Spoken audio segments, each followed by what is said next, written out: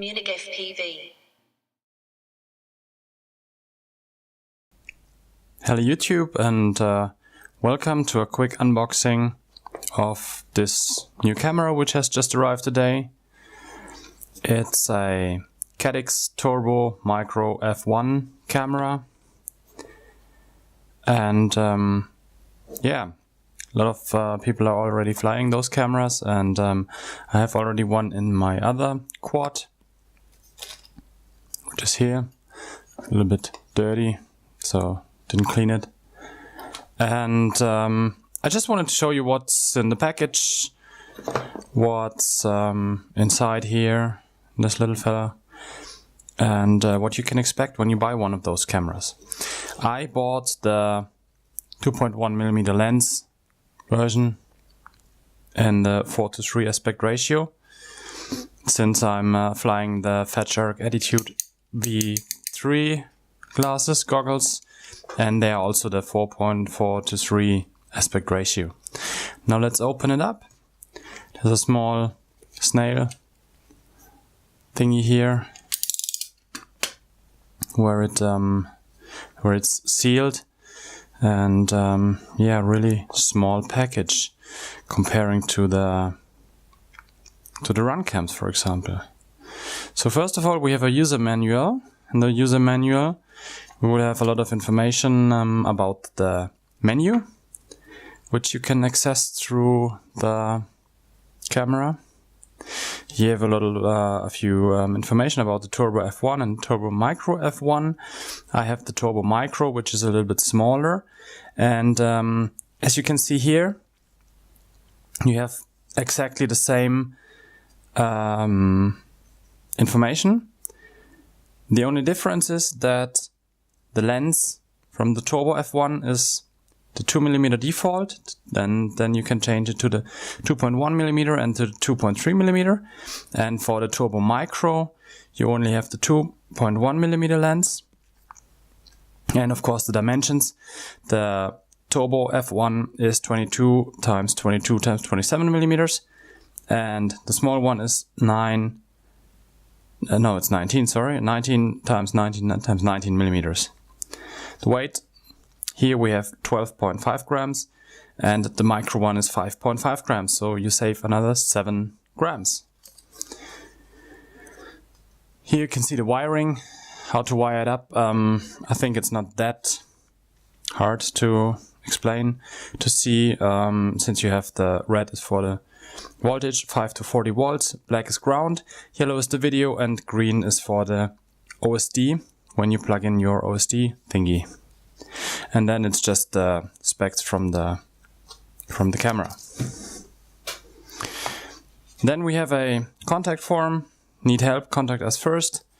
I've seen this in a Runcam box as well, so it's nothing special here.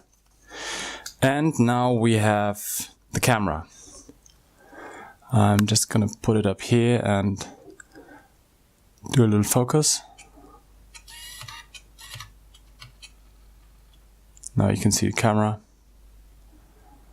just fits snugly in the foam in the middle of the camera. I've ordered the green one. I don't know why I've ordered the green one. I think because I wanted to use it for my frog, for the frog frame. And since I used to have it in green, I think I ordered it in green. I didn't remember it. So we have the camera. Package contains also this frame thingy where you can just put it onto your copter.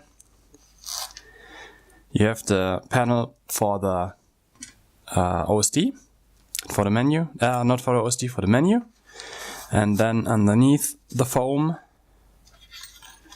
you have a little bit of wiring. You have some screws, you have for tightening up the screws. Yeah. So you have two cables. You have 1, 2, 3, 4, 5, 6 screws. Put the screws back into the bag. Just put it here. You have two cables, And that's it. You don't have anything big, fancy stuff more. You don't need anything more. Let's have a look at the camera. The camera itself is really small. I like that size. Let's put it on the scale. Let's see how much it brings on the scale.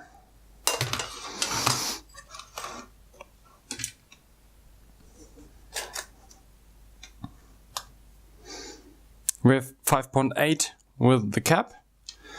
Let's see if the cap is the 0.3, and we have 5.4 grams. So it's even lighter than in the instructions. As you can see here, you have the nice camera. You have here the 5 to 40 volts, ground, video, and the OSD. And when you want to plug in this cable with the OSD, you can plug this side into your flight controller. You have the battery, the ground, and the video, and you can put this one here into your OSD, into your controller for the menu. And then when I'm getting it right, do I get it right?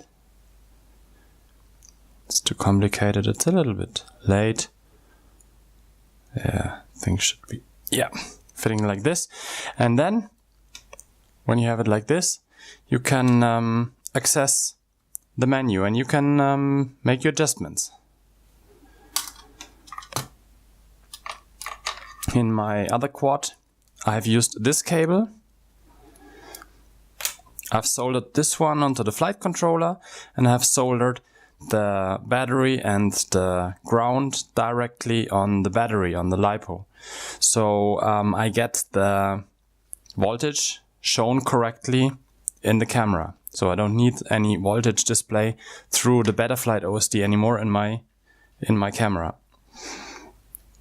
What I can recommend is, so you can access easily the OSD, that you separate those two wires a little bit, and you solder this one to your battery, you solder this one, the video out, onto your Betaflight video out, on your flight controller video out, and this one you hide somewhere in the copter, but where you can access it kind of easy.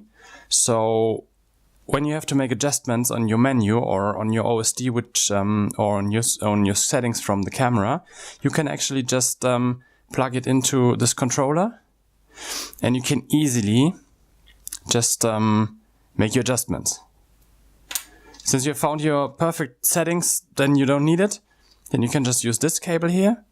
But as long as you don't have the perfect setting for your Caddx, for your Turbo Micro F1 camera, I would recommend that you just hide this cable, and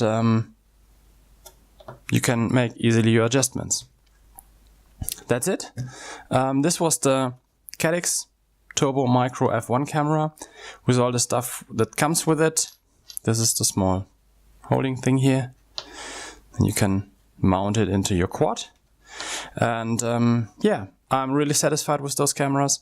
I'm gonna replace a Runcam Sparrow now with this one, and yeah, I think I'm gonna keep you updated with another video where I can record the DVR and I can show you the quality of those cameras.